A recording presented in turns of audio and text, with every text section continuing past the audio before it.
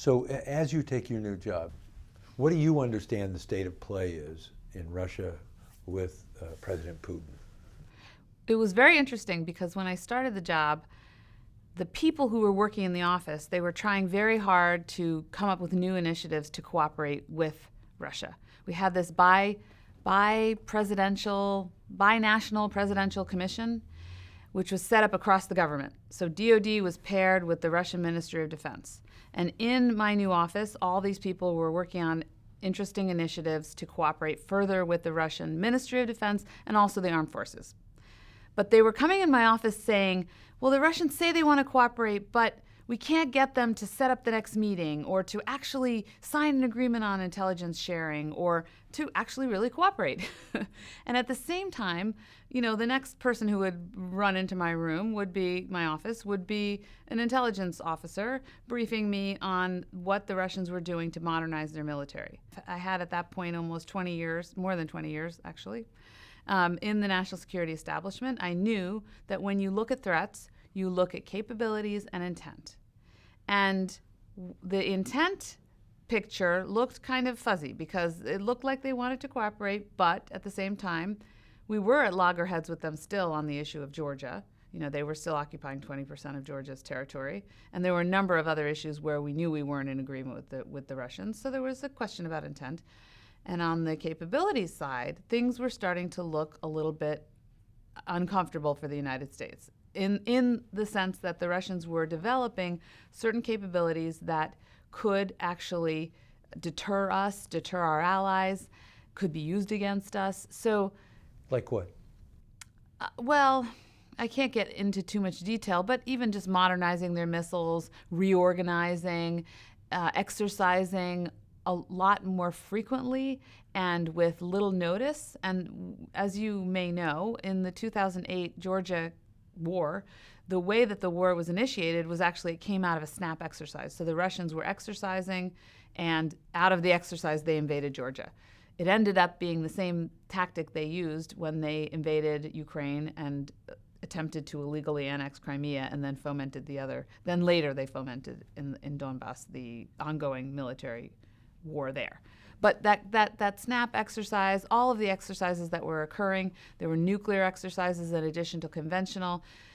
That was not abnormal in the Cold War era, but we were not used to seeing it. And so suddenly we were seeing that again, and we were also seeing some of the long-range aviation flights closer to the United States territory, also close to Japan. So they were flexing their muscle. They were telling us, we're back, in essence. For those of us sitting in the Pentagon who worried about the worst case scenario, that was our job, a little bit discomforting. For the White House and others, people doing diplomacy and other things, they could easily dismiss the signs that the Russians were kind of on the move, if you will, but we couldn't. Cyber? Was it in the kit bag? The cyber we started seeing develop later, or at least I didn't notice it. I don't recall noticing it so clearly originally in 2012. We knew it was always an issue. The cyber offensive, denial of capabilities or operations, DDO operations, so-called DDO operations. We knew that the Russians used them whenever they were conducting military operations. In the case of Georgia, they used cyber operations. They also used it when they were protesting the Estonians taking down the statue in 2006, the old Soviet statue.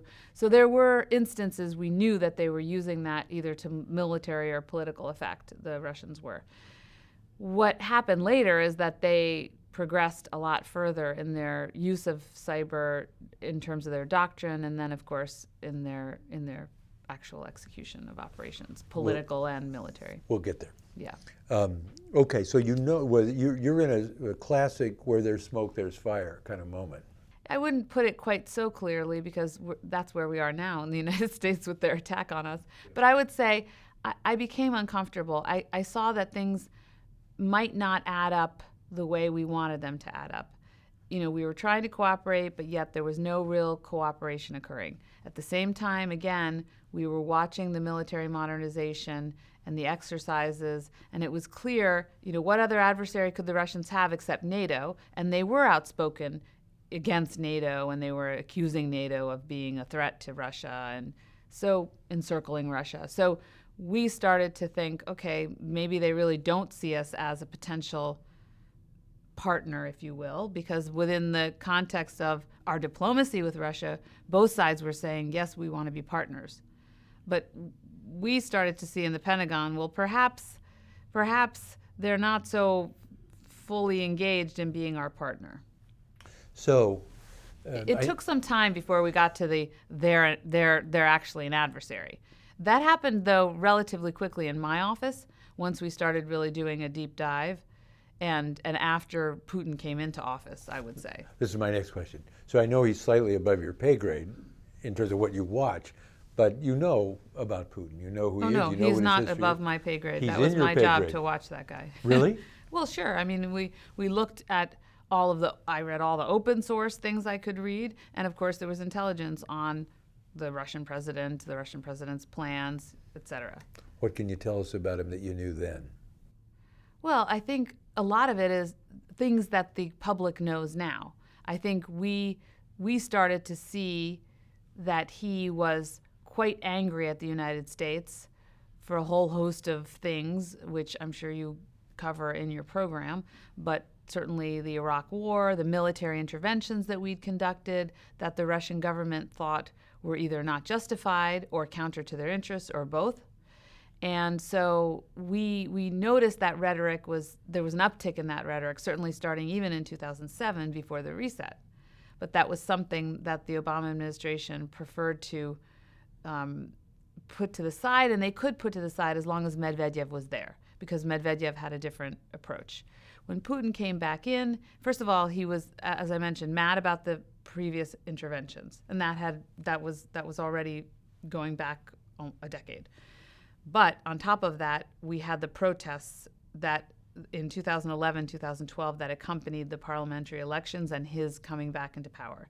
And those were those protests that he blamed on Hillary Clinton because she was critical of the Russian elections. And there was the OSCE also put out, I believe, a critical report on them as well. And he felt that the United States was meddling in Russia's internal affairs and, again, also behaving like a bully internationally.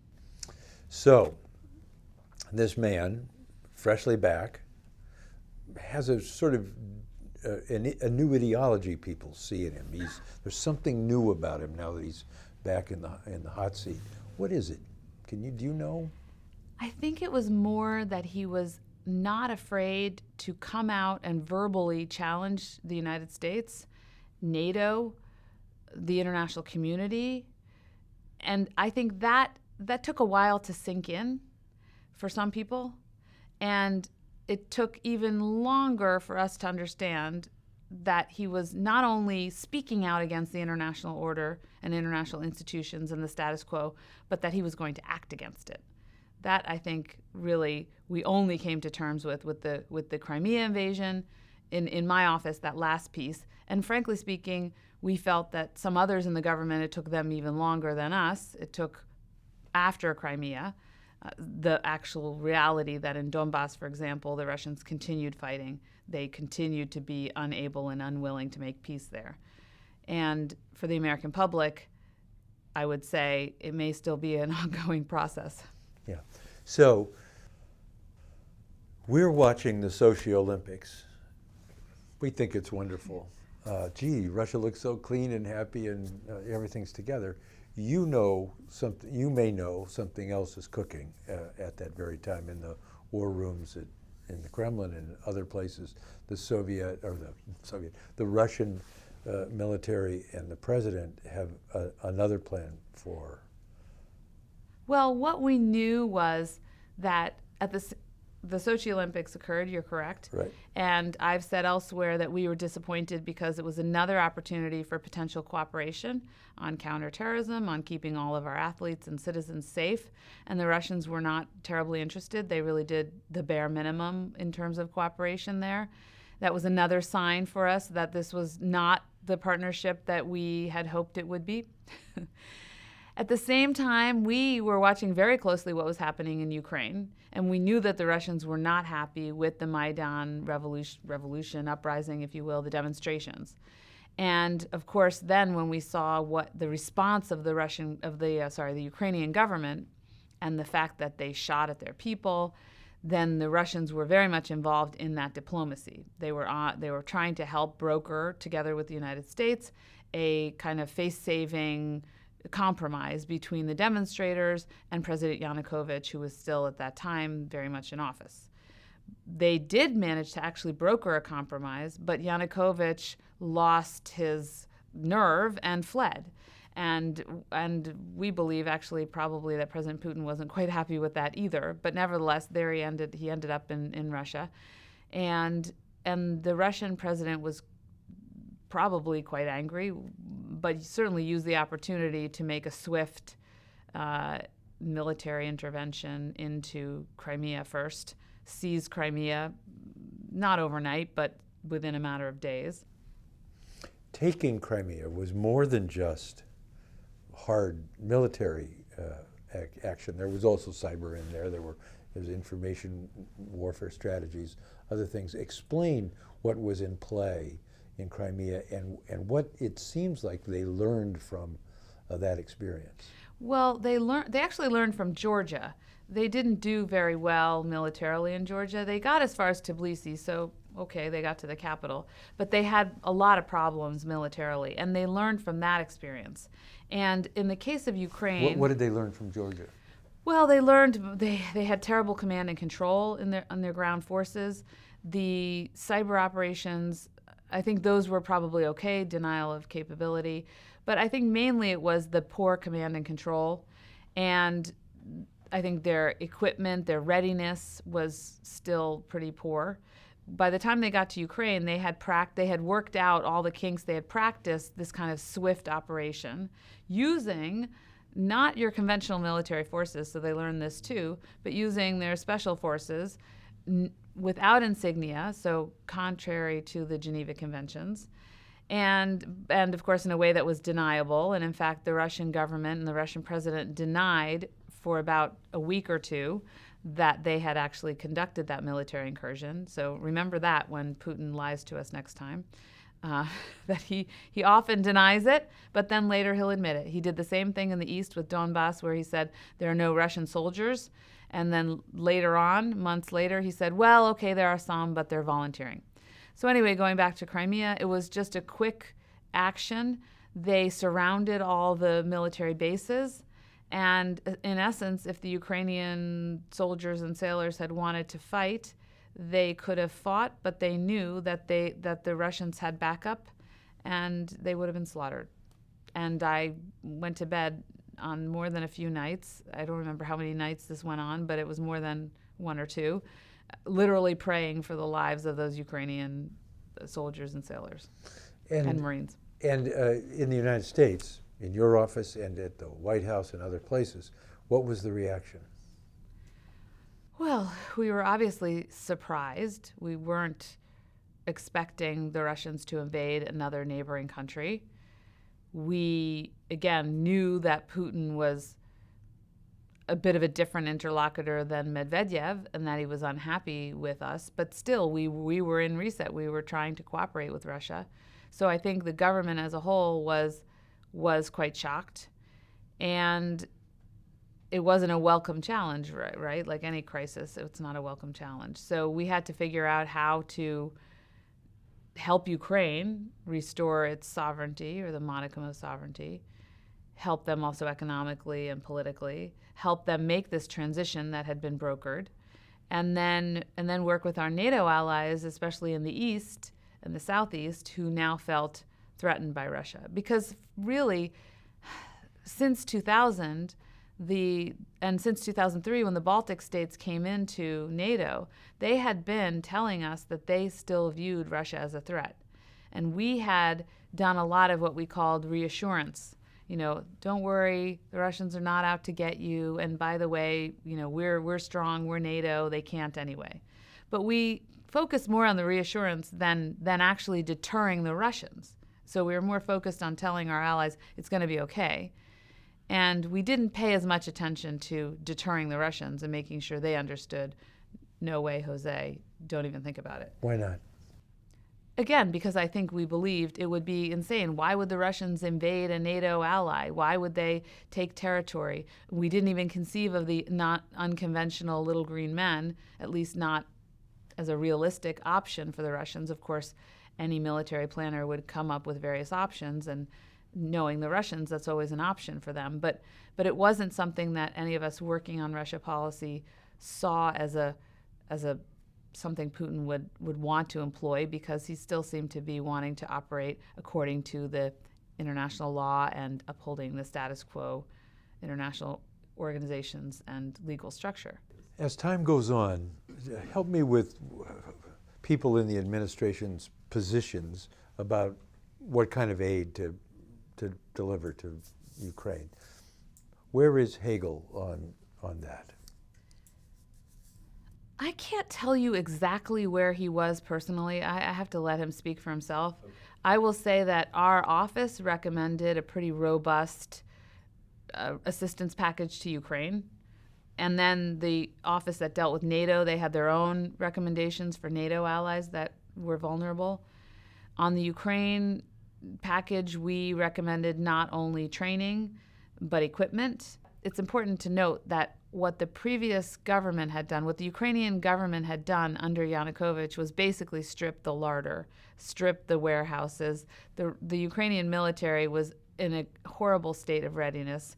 They didn't have equipment that was ready. People made fun of the Obama administration for giving blankets to the Ukrainians when they needed bullets. Well, they needed blankets and bullets. They needed MREs. They didn't have those things, and they were deploying out to the east to fight in Donbass.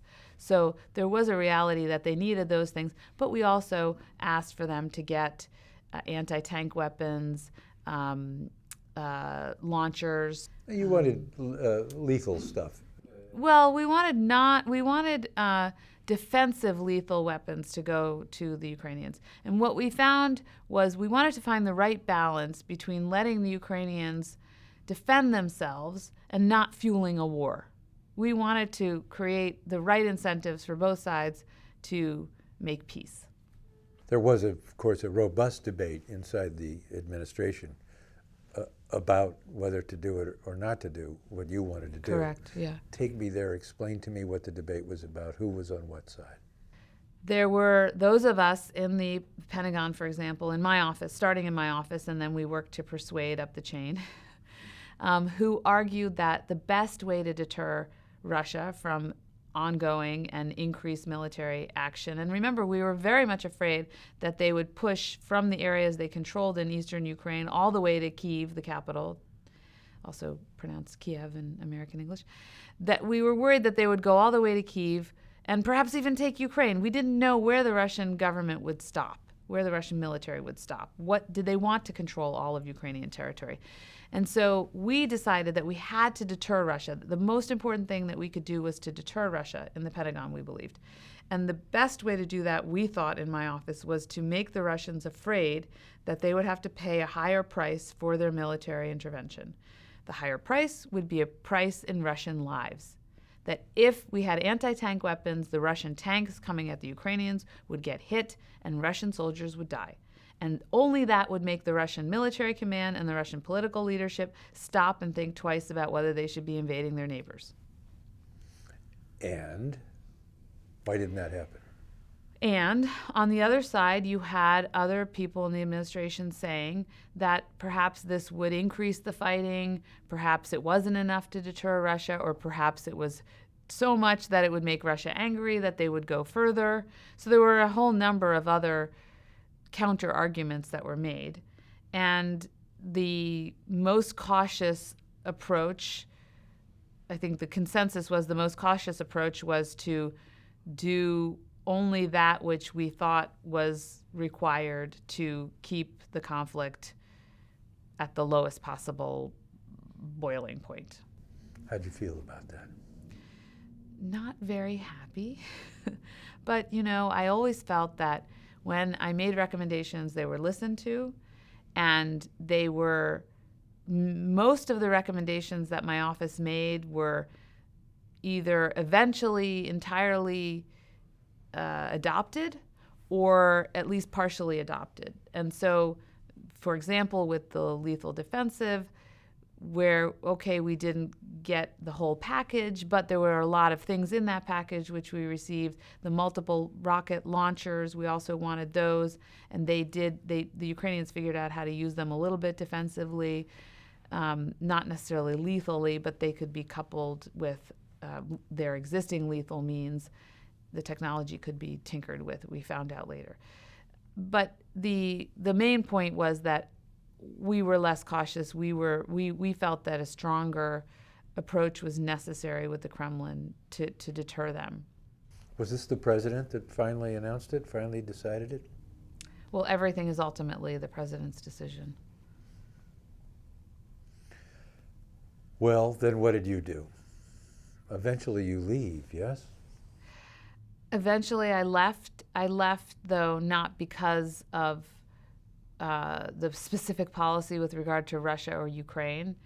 I had spent, I guess, 3 years in the administration, initially fighting very hard for relevance on Russia, because as I mentioned earlier, we were very concerned in my office that Russia looked like a potential threat. And so we wanted more attention to be paid to Russia, more intelligence resources to be applied to Russia. We argued in the Quadrennial Defense Review, for example, that Russia should be given higher consideration. So we were always arguing for more attention to be paid to Russia, and it was exhausting.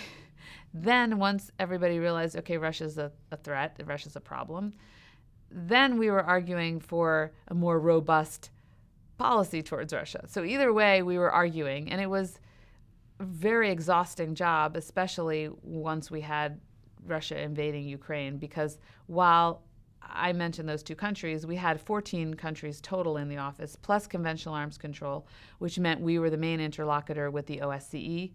That mattered for the conventional treaties we had going. And it mattered because I was on the plane all the time dealing with these countries, going to various meetings. It really falls to the Deputy Assistant Secretary level, generally speaking, to manage these bilateral relationships. So it was an intense job. There were months where I was on the road 3 out of 4 weeks, and it was tiring. So it was psychologically, physically, emotionally exhausting. And my immediate superiors, the ones who had hired me, brought me in, they had left. And so it really was time for me, by all accounts, it was time for me to go. I was tired, and I wasn't working for the people. I wasn't working in the team that I had started with. Okay, but you do join the Clinton But I joined campaign. the Clinton campaign as an advisor, and not formally. They never authorized me or anybody else to say that I was advising her. Right. So I can only say I volunteered, and so that she doesn't have to deal with, being associated with me. I will absolve her of that. But I had the honor of contributing. I raised some money for her as well, and I volunteered for her out in on the stump, if you will, out in Pennsylvania in particular, after the Comey speech. And during 16, it becomes increasingly clear to the intelligence community and others that Russia is playing a game with hacking stuff and everything else.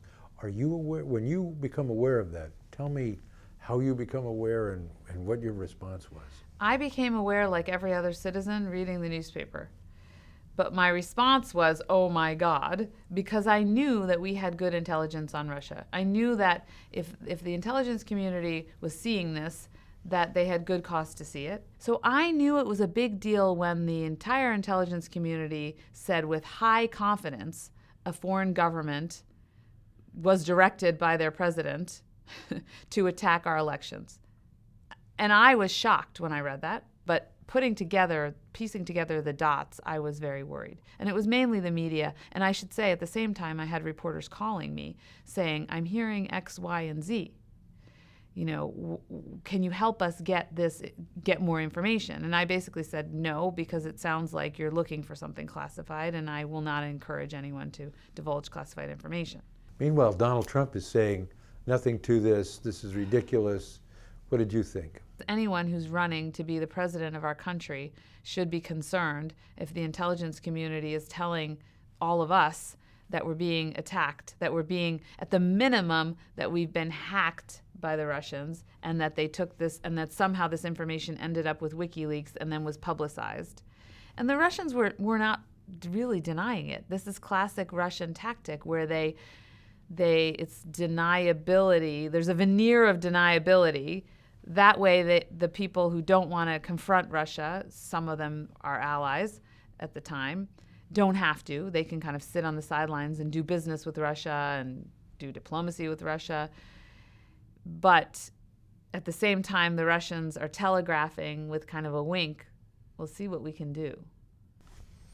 There were those in the Clinton administration who we talked to who said they were begging the Obama administration, please, come out, say it, say it's happening.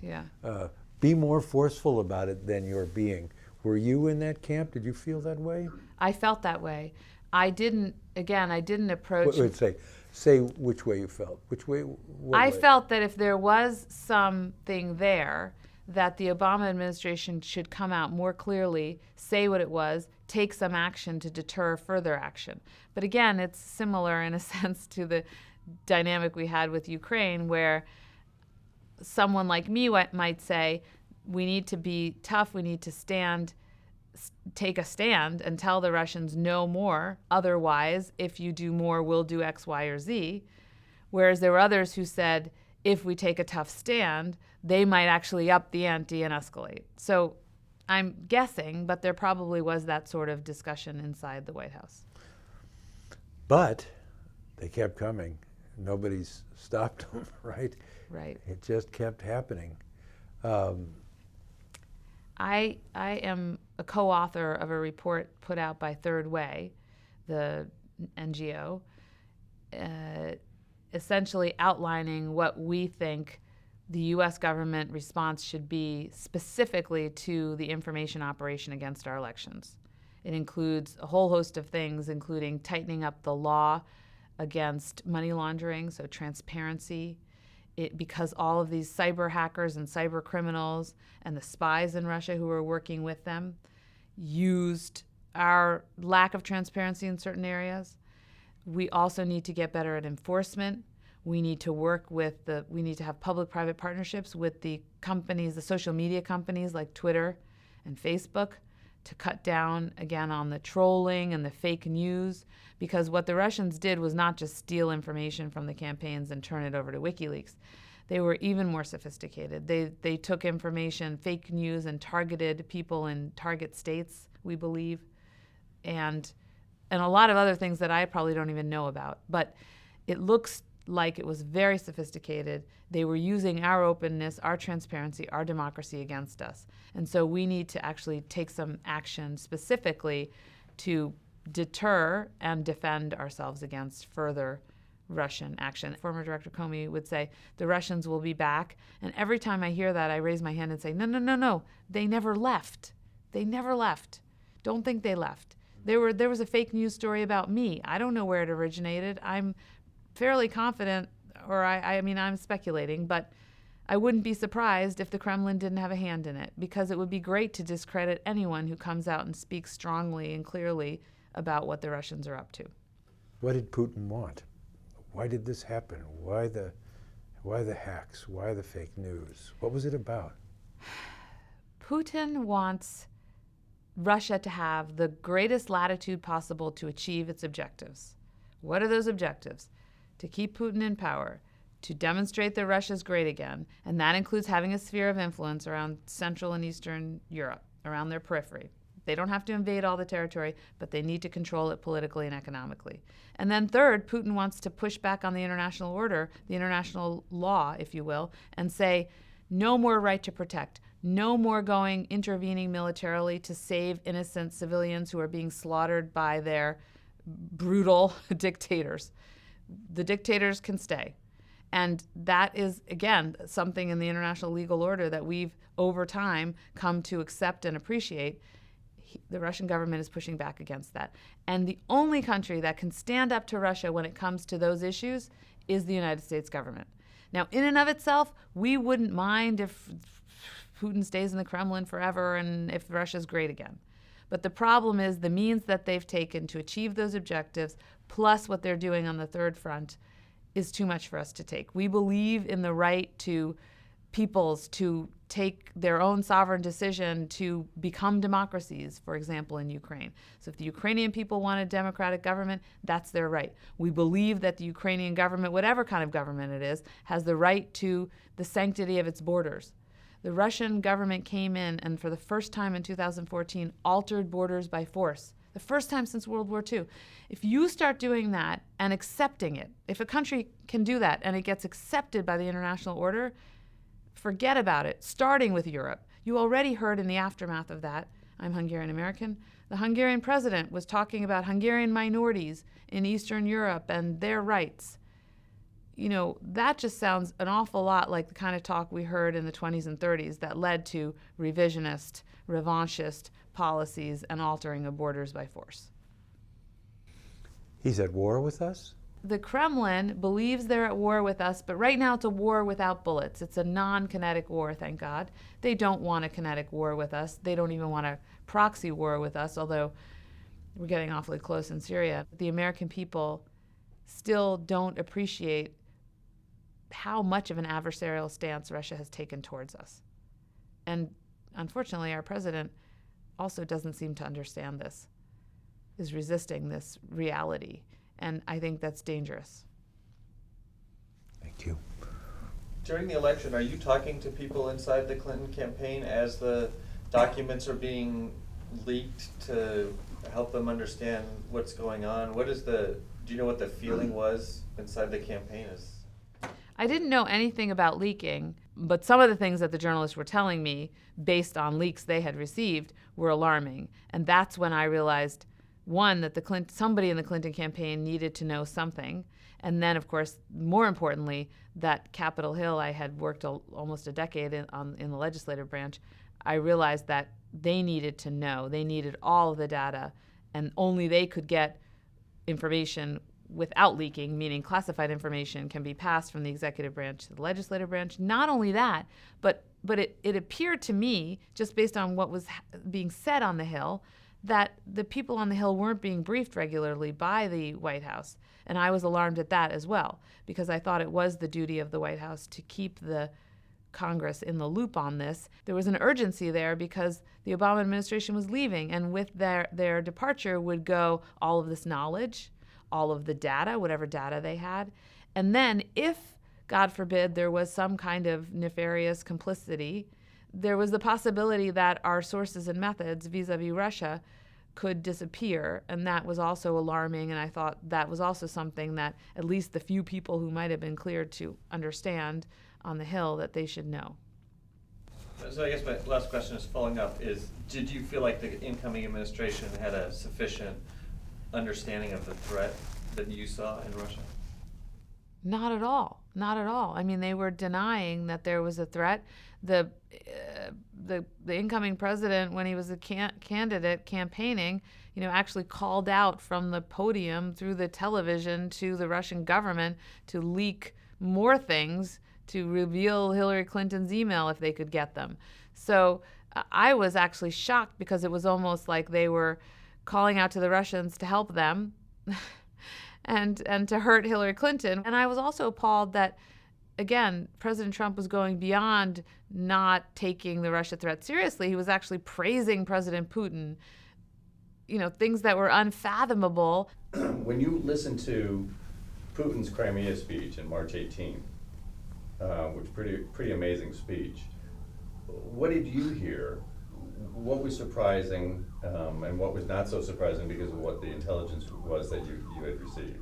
I think what changed with Crimea and with that speech was the recognition that Russia was now no longer willing to be bound by international law, and that in order to achieve, that Russia was willing, in fact, to cast aside international law and international institutions to achieve those objectives, to achieve those neo-imperial objectives, that sphere of influence in Eastern Europe and Central Asia.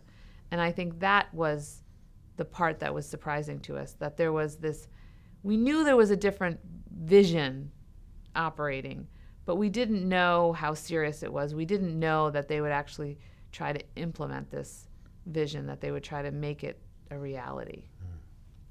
David, do you have anything? Just one question. The Russians have boasted some about how they're prepared for hybrid war in the 21st century. A lot of people looked at Ukraine and said, you see, they could do it. What does that mean to you? Did you see it? Did you talk about it that way when it was unfolding? Was it different than the war we've seen in the past? My definition of hybrid war means it's a combination of conventional war, unconventional war, asymmetric means, and the Russians did employ that in Ukraine. They did it through, I mentioned the little green men, the use of cyber ops to kind of cripple the infrastructure there in Crimea. And then they came in with conventional forces. So that was the hybrid nature. They came in with conventional forces after the unconventional and asymmetric means were employed. In Donbass, it was also hybrid, but in a different way. What they did was they had these separatist forces, they gave them weapons, they made them seem as if they were independent of the Russian military, but they actually weren't. The border was porous, so they would send tanks across the border. They had old tanks that were common to the Ukrainian inventory, and they would pretend that the separatists had seized these tanks from the Ukrainian military when in fact they had received them from the Russian military. So they were blurring the lines left, right, and center, and they knew that it was hard for us in the West to counter because, number one, we counter with the truth, and then you have to actually go about affirming the truth, and that takes some time. And again, they didn't even care sometimes if they were caught in the lie, if they could have this veneer of deniability. Done? Yep. That's I guess it, I'm and done.